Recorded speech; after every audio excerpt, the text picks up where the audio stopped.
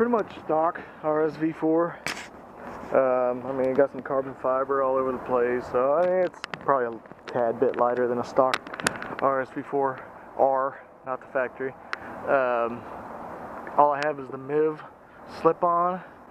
I got the race ECU, and then stock gearing as it is. And there's a stock rear sprocket. The stock front sprocket's still on there. It's not a full exhaust, it's a stock header. I do have a +2 set of sprockets and chain in the garage I need to put on, +2 rear, just to give a little more on the bottom because it is really long geared. So bone stock. This runs off a front wheel sensor because it does have traction control and all that. So this, I think I already showed it previously in the video, but this will show what my max speed is. It says 187 if you can't see that very well. So just now I reset it when I did top speed run. At 187 indicated it really wasn't pulling anymore. Pretty much all it had in 6th gear. It won't hit rev limit in 6th gear really. I mean, it'll get real close up here, but it won't pull all the way up. It just runs out of oomph, too long geared. So 187 indicated. I have my GPS running, and if it'll rotate here, oh well. Right there in the middle you can see actual GPS speed was 180, so about 7 miles an hour off on the top end. I know a lot of people try saying that these new bikes with the wheel speed sensor on the wheel rather than the front sprocket are accurate. Well, this just shows you from the factory you're still off. You know, that's 7 miles an hour on the top end. So the faster you go, the worse it gets. So people who think they're doing, you know, 190, 195 on a stock motor bike are just crazy. I know the RSV4 isn't the fastest, but that just goes to show you that the speedos are off. So when your BMW is indicating 189, you're really doing about, you know, 180, 182 maybe. So anyways, there you go. Take it what it's worth, I guess. I do have a speedo healer on my ZX10, and I keep it accurate. Every time I swap sprockets, I go GPS my ZX10, adjust the speedo healer so it's dead on. So any of you guys watching my videos with the ZX10, just know that that speedo is dead on. So if you think it looks like it's climbing a little slow or something, well, that's because that's what true mile an hour looks like, not the indicated crap that you get with a factory speedo. So just keep that in mind, all you guys that think you're going so fast, want to brag to your buddies. So GPS your bike and get a speedo healer. Here's my ZX10. Of course, this thing, for any of you that don't know, I'll go ahead and break it down for you. This ZX10 is not stock, so all you that think, oh, those bikes you're racing against are slow, because there's no way that old Gen 1 ZX10 will hang. Well, let me show you a little something. There's the stock motor. That's the motor that came in this ZX10. The head's floating around here somewhere. There's sprockets for the RSV4. There's a swing arm for the ZX10 that needs to go on.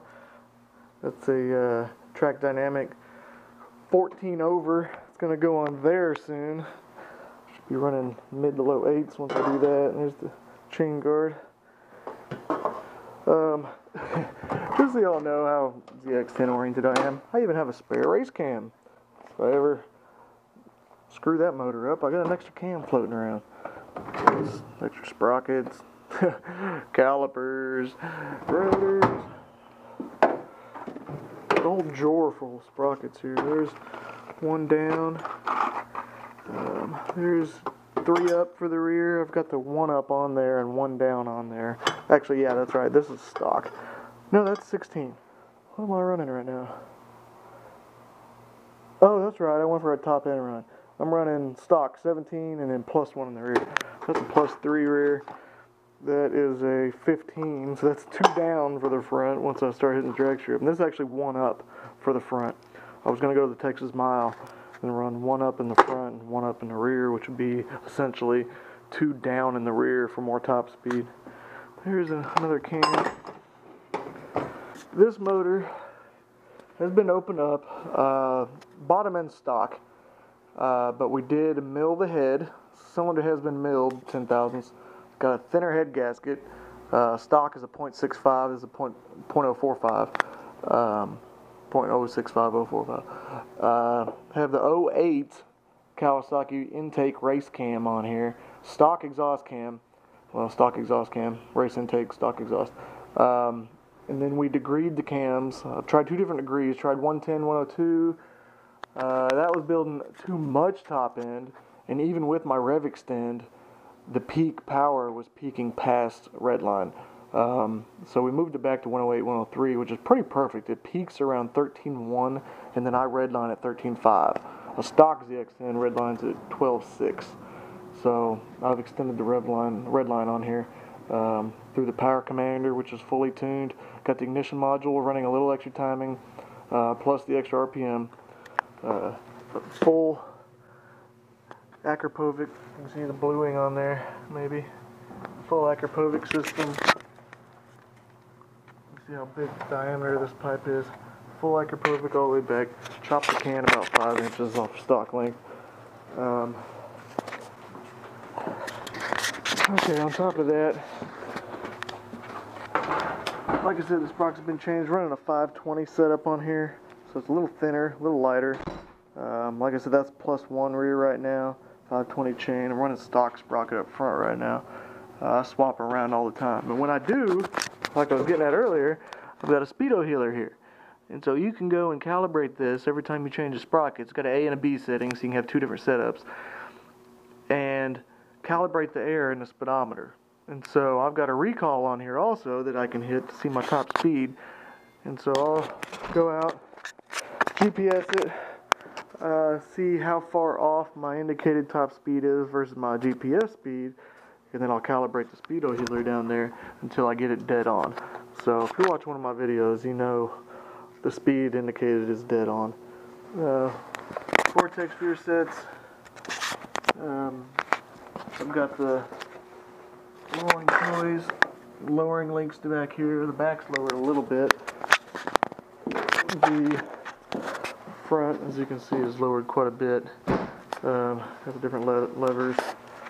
Got a actual 1/5 throttle in here, so from nothing to full throttle, that's all you got.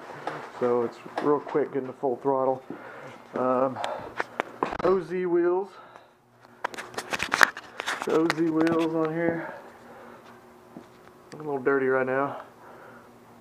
Then we got, these are actually, this is a caliper off of a ZX14, which have a lot more stopping force than the stock calipers that come on these bikes. They suck. Brady lines, braking brand rotors, lightweight rotors. I'm actually running one right now. Pulled the other side off, reduce some weight. Braking rotor on the rear. Gillies chain adjusters. I actually also went with titanium rotor bolts.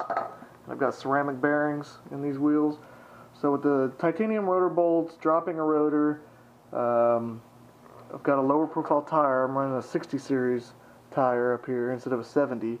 All that combined, I dropped over 4 pounds of rotating weight off the front wheel. Just with the thinner tire, losing one rotor, this lightweight rotor, and the titanium rotor bolts. And that's not counting dropping the weight of the other rotor as well, or caliper as well. I'm just talking rotating weight. And then I dropped the caliper over there as well, drops a little bit. Static weight. Carbon fiber fender. Got a Shirai lightweight battery in there. What else? I've got in the airbox all short velocity stacks. It comes with 2 tall ones in the middle, 2 short ones on the outside. Remove the middle ones and put short ones all the way across to boost top end performance a little bit. I think that's it. I could be forgetting something. I've got so much dumped into this bike. Oh, and then I've rerouted the crankcase. Just got a filter down here for the crankcase ventilation. Plugged off the airbox. Plugged off the reed valves that go down into the exhaust. Plugged all that off so I'm not getting any extra dirty airflow that I don't need. It's a GPR stabilizer on there, Puke screen. I've got another dark screen in there for both the Aprilia and the ZX10. So, anyways, this is why I hang, if not beat, new BMWs, you know, some of the ZX14s, some of the Booses, most ZX10s. I mean, if you've got a Gen 4 ZX10 with quite a bit of work done to it and a really light rider, we'll be really close. But if you're running mostly stock or you're a bigger guy, I will smoke your ass. If you're a bigger guy on a BMW, I will destroy you. The only guy on a BMW around here that me and him are nose to nose is he weighs like 160, 165 pounds. And we are just nose to nose when we're geared identically. That's Ness. So shout out to Ness. And then of course AG is just he's in a league of his own. His bike is a little pretty special. Some of y'all don't know what's up with that bike, and I ain't gonna tell you, because if he ain't telling you, I ain't telling you. So that's a whole nother story there. Then old J-Rod, Mr. Asshole by Nature on his 14. We all know it's a beast. Of course, you know, when you're putting down over 200 at the wheel, and I'm only putting down 170-ish, 175, I'll get him down low, but up top, it's bye-bye. He eats my lunch. Of course, this bike only weighs 403 pounds with a full tank of gas. So, you know, you take all that gas out there, run about a gallon of gas, and you're looking really light. You know, down in the 300s, easy, down in the 300s. So, it's a very light bike with a lot of power, a lot of mid-range with those cams degreed the way they are. Built a ton of mid-range. So that's where I kill most everybody. The only place some people get me, like the 14, is way up top, 180 plus, just because I am running out of horsepower up there compared to their 200 horsepower. So, anyways, that's a breakdown on my ZX10 and my speedo healer that I was talking about, which is in correlation to the Aprilia, you know, the little top speed run I just did. So anyways, I was bored today, went for a little ride, thought I'd do a little top speed run, try breaking in my leathers a little better. They're still kind of tight. See, I tore the knee up pretty good last time out, my very first track day that I've ever done. You know, and then melted the tire. I mean, both sides of the front, you can see the marbles down on the edge. Roasted the tire pretty good. You know, the back melted pretty good. I mean, you can see the ripples in there. Melted it down pretty good. And like I said, that's only my first track day out. So, killed it pretty good. Look forward to doing some more track days on the Aprilia. The ZX10 will be getting that swing arm put on here real soon. And then I'll be killing the drag strip too. So, I've got to decide where I'm going to spend my time, drag strip or a racetrack. So, this thing though, Stretch 14 over, will be running in the 8s. I can guarantee you that. And then who knows, maybe I'll put a little spray on it later, a little 20, 30 shots, something like that. Running the high compression in the cylinder head like I am, I can't run too much nitrous. But hey, I might run a little 20 shot, or just put some MR12 in it with a map switch and another tune, get about 8 or 9 horsepower that way. Yeah, see how much faster I can go, which is probably the route I'll take as race gas. I don't know if I'll fuck with nitrous on there. Got nitrous on this baby though. Only running 120 shot, but these LS6s can really safely handle 600 to the wheels before you start possibly breaking stuff in the bottom end, and so I wanted to keep it safe. With the nitrous, I'm running a little over 500 horse at the wheels, so that's fine. I don't need any more than that, just messing around on the street. And get some drag radials for this thing soon so I can start hitting a drag strip on it too. It's an LG car. They hooked me up pretty good. Got my tuning right. So, anyways, hope you enjoyed the little video. Shout out to Ibs, AG, Ness, CTAC. I know you'll get a kick out of this little video, but all you guys, I haven't been hitting the street too much lately, so I thought I'd put a little video out there for you. Alright, I'm out. Later.